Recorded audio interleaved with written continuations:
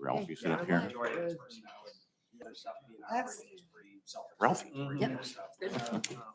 That's the knack. So, yeah, I think we'll have a good system.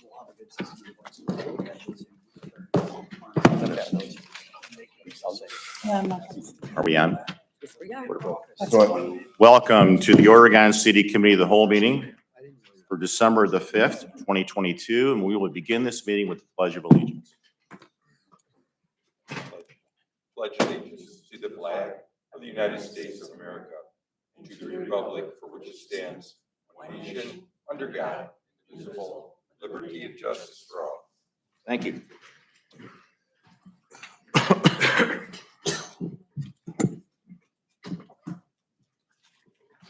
Okay, Council, the first item for consideration this evening is presented by Mayor Michael Safarian and City Administrator Joel Major and Law Director Melissa Pora.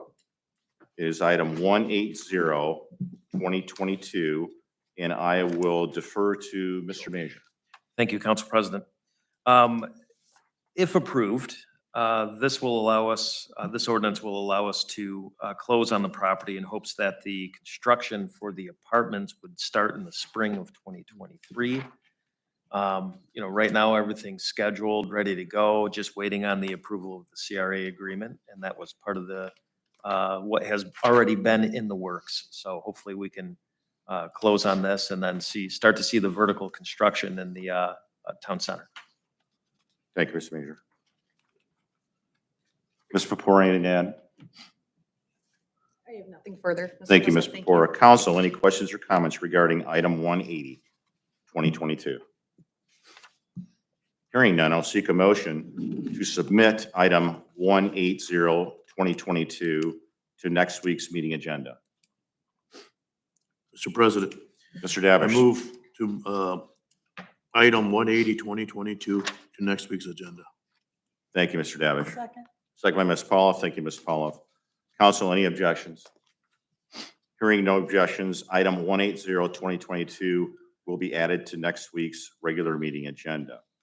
Next item is 181-2022, also presented by Mayor Michael Safarian, City Administrator Joel Major, and Law Director Melissa Pora.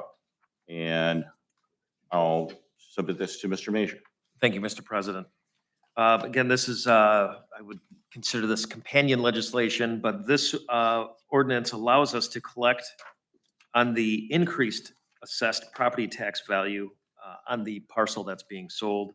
Again, this is for the apartment complex in the town center area. And this would, the assessed property tax value on this parcel is collected once the improvements are made. So it wouldn't be collected until actually the following year once construction is complete. So, but this is something that's necessary for a TIF district. You have to file this with the state to make sure that that we could collect based on the increased property tax values of the project. So,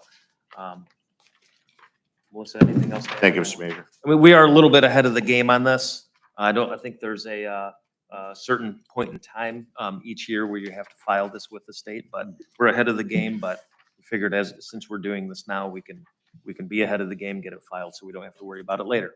Thank you, Mr. Major. Ms. Purpura, did you have anything to add to this? No, I don't, Mr. President. Thank you, Ms. Purpura. Council, any questions or comments regarding item 181-2022? Hearing none, I will seek a motion to submit item 181-2022 to next week's regular meeting agenda. Mr. President. Mr. Wallenczak. Thank you, Mr. President. Mr. President, I make a motion to move item number 181 of 2022 to next week's regular meeting agenda. Thank you, Mr. Wallenczak. Second. Second by Mr. Davish. Thank you, Mr. Davish. Counselor, are there any objections?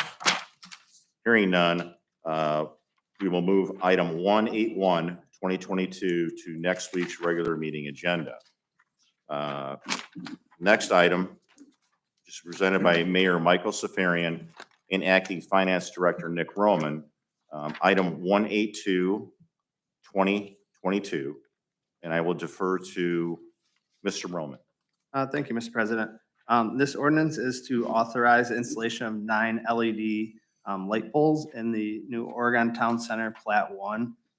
This ordinance will also authorize us to issue a purchase order to pay for it. All operating costs for these light poles will be paid by the property owners through assessments going forward. Thank you, Mr. Roman.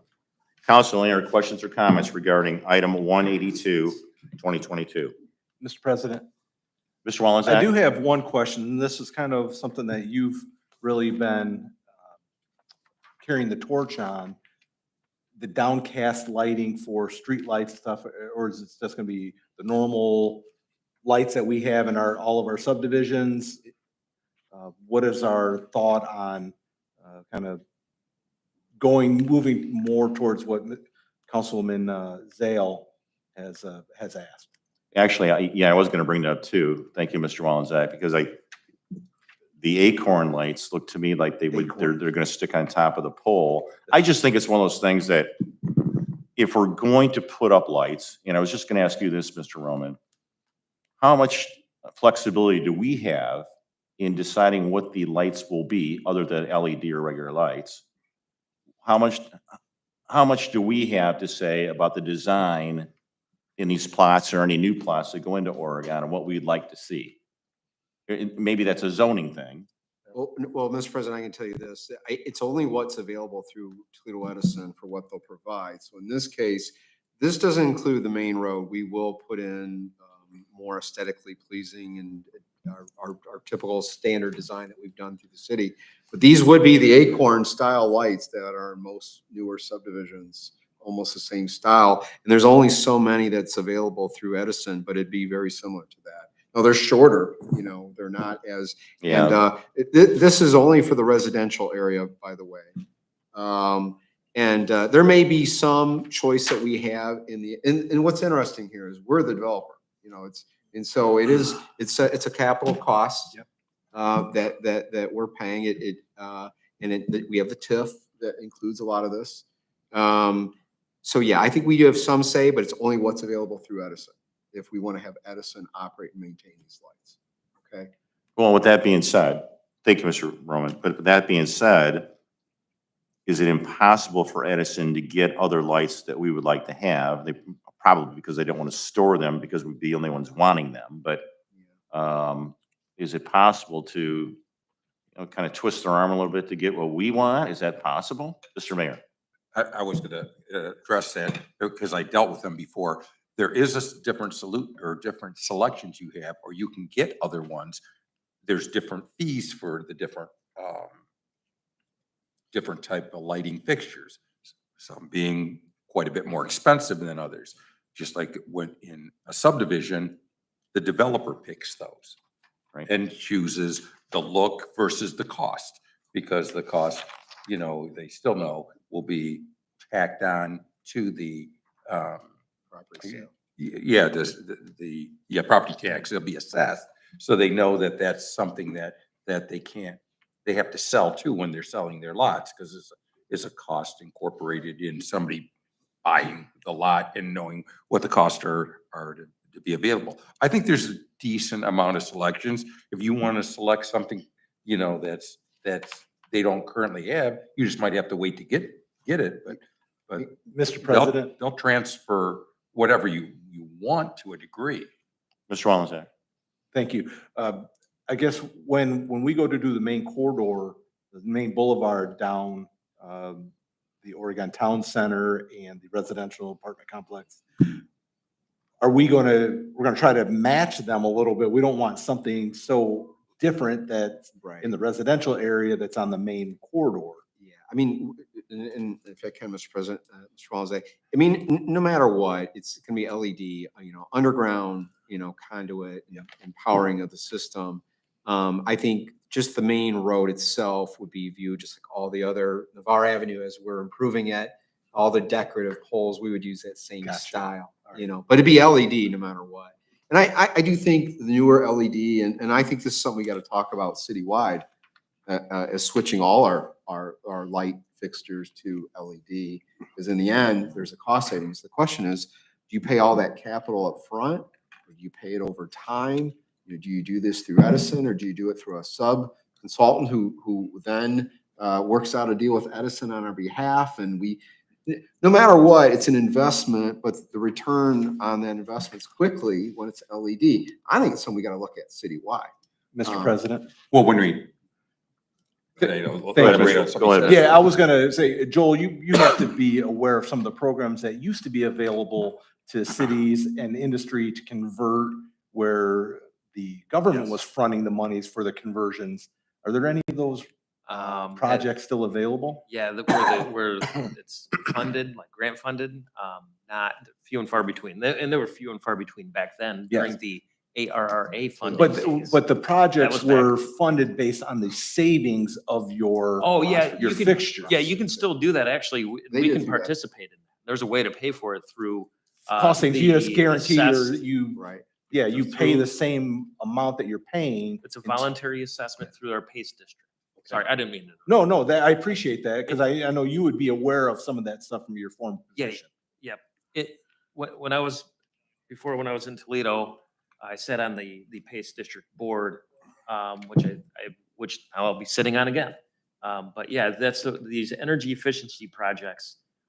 They allow cities or any participants, and since this would be an assessed item, it's a voluntary property tax assessment for the improvements that are done. So cities can do, this building can be part of the PACE program, and then it could be assessed to this property in particular.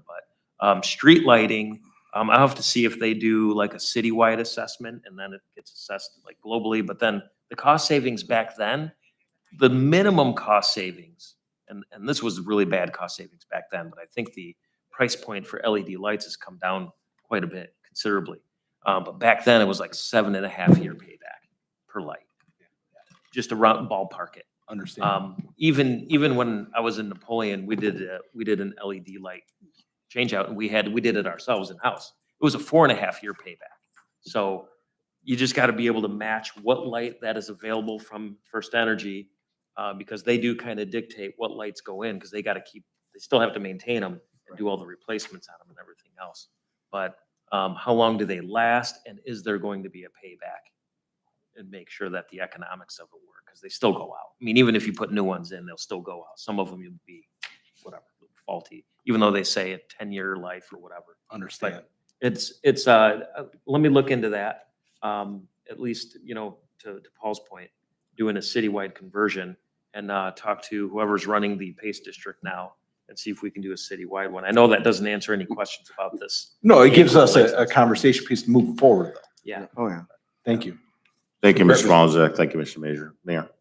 What I was gonna say is the reason, the rationale of a developer having Edison put in versus them privately putting them in is they have to front the capital costs then.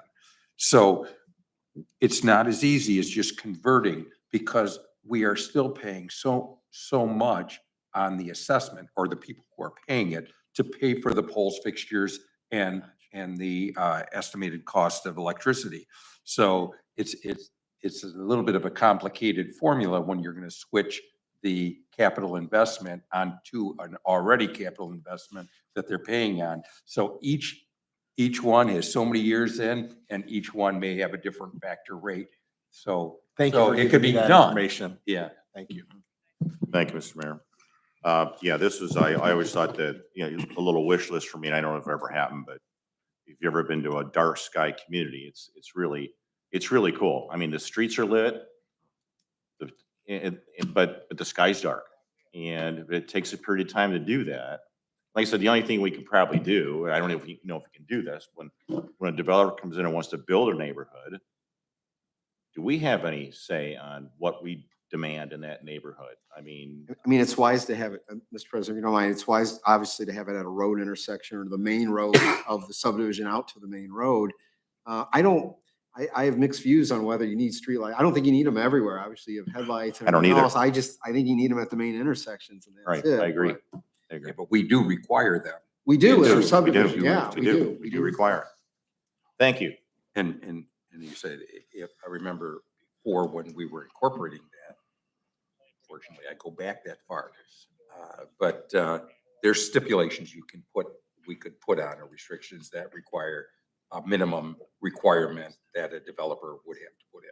That So would have you to could- go- you But could that has incorporate. to go through our zoning, correct? Right. That'd be part of You our would. zoning code. Right. It would be, yes. Yeah. Thank you. Council, any other questions or comments regarding item 182, 2022? Hearing none, I will ask for a motion to move item 182, 2022 to next week's regular meeting agenda. Mr. President, Mr. Davish, I move item 182 of 2022 to next week's agenda. thank you, Mr. Davish. Second by Ms. Pauloff. Thank you, Ms. Pauloff. Council, any objections? Hearing none, item 182, 2022 will be moved to next week's regular meeting agenda. Next item is item 183, 2022, which is presented by Mayor Michael Safarian and Fire Chief Clayton O'Brien. Let's see what Clayton's got. Thank you, Chief? Mr. President. Yes, today is the change order for the fire station. We're nearing the end of the build of the fire station, and it's my understanding that this won't necessarily be the last change order, but certainly very close to. So I would say that I would just like to point out that this is a testament to the Buer Group and Mullen Weithman, the architects, and Midwest community, and also all the fire admin that's been working on this project to see a change order of this size for this size of a project. So the change order is for $46,640. That is less than 1%. And generally on these large projects, you see contingencies in for projects around the 10% 10% amount. So I would say that that's pretty impressive on a $6 million project. But if there's a complete list there, if there's any questions, then I'd be happy to try to answer those. Thank you, Chief. Council, any questions or comments?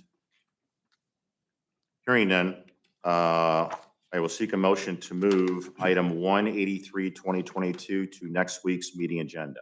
So move, Mr. President. Thank you, Ms. Pauloff. Second. Second by Mr. Drake. Thank you, Mr. Drake. Council, any objections? Hearing none, item 183, 2022 will be moved to next week's regular meeting agenda. The next item, which is submitted by Mayor Michael Safarian and Public Service Director Paul Roman, item 184, 2022, and I will defer to Mr. Roman. Thank you, Mr. President. This ordinance is needed for the city's license and service contract for the city's GIS system. GIS is the Geographic Information System. All of the city's public infrastructure has coordinates in the public right-of-way, which we keep track of. We use this information for design, for maintenance, asset management, inspections, planning, and just providing information to the general public. So it is vital to us. This is over a 3-year period. The breakdown and the scope of work is included in Exhibit A.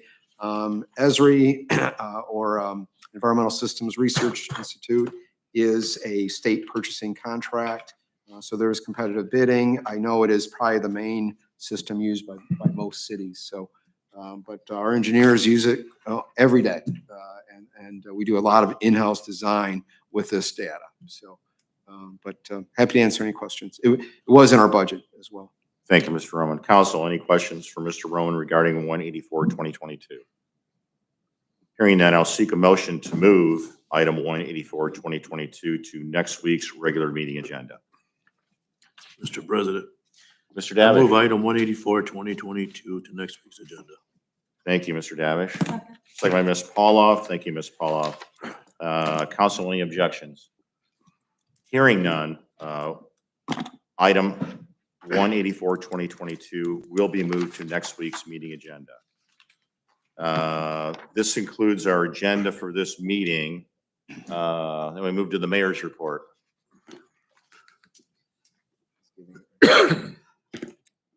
Mike, Mr. Major, I have no report. Thank you, Mr. President. Ms. Pepora. No report, Mr. President. Thank you, Ms. Pepora. Mr. Roman. Mr. President, I just want to let council know that I was working on, I will be asking to put 2 other ordinances on for next week.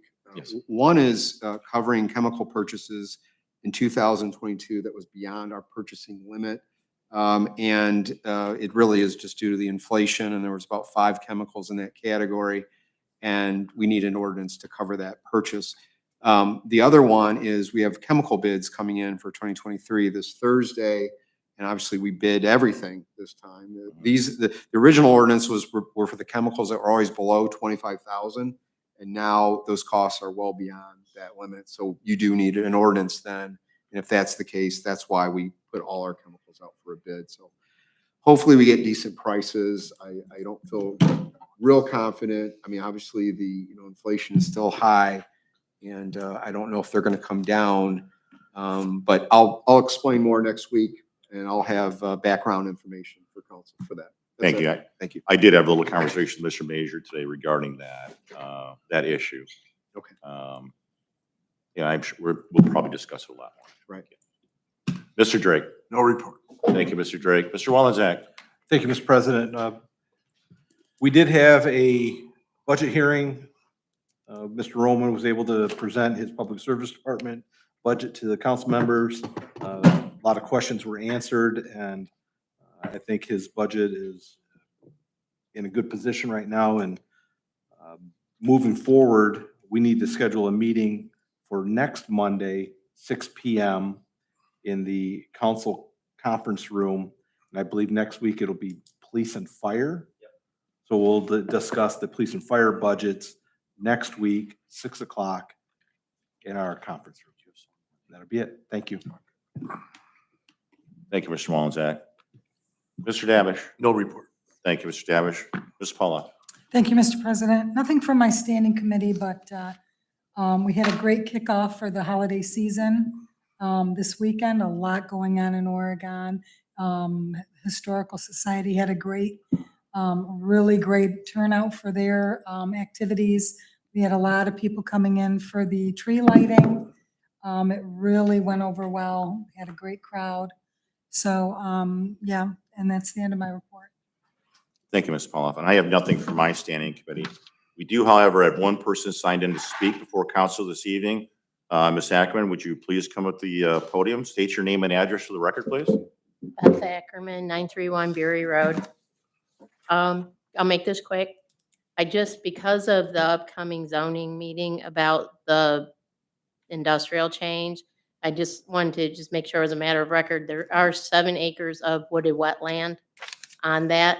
And I was just, I want to kind of not wait till it's too late because I know we're kind of back to it's what the city's plan is for it. I mean, if they change the zoning and then there's a wetland, then you're kind of misrepresenting it to the person that is purchasing it, that giving them the impression it could be dozed or something. And so just hoping that that's on your radar, that 7 acres are federal wood shrub wetland. So, and just hopefully that you guys are taking that into consideration in the zoning.